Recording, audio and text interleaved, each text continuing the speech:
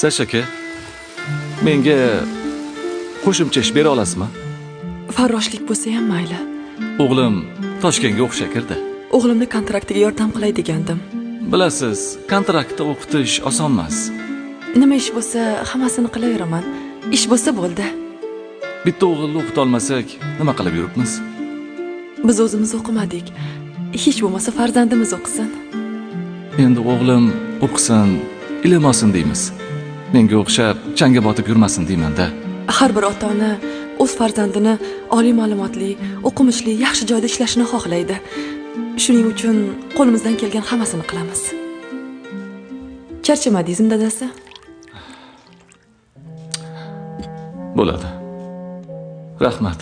O'zingning oyog'ing og'rimayaptimi? Ko'p emas. Har-harda qiynayapti-da. Ertaga olib olaman. Doktorga borib kelamiz. Dadasi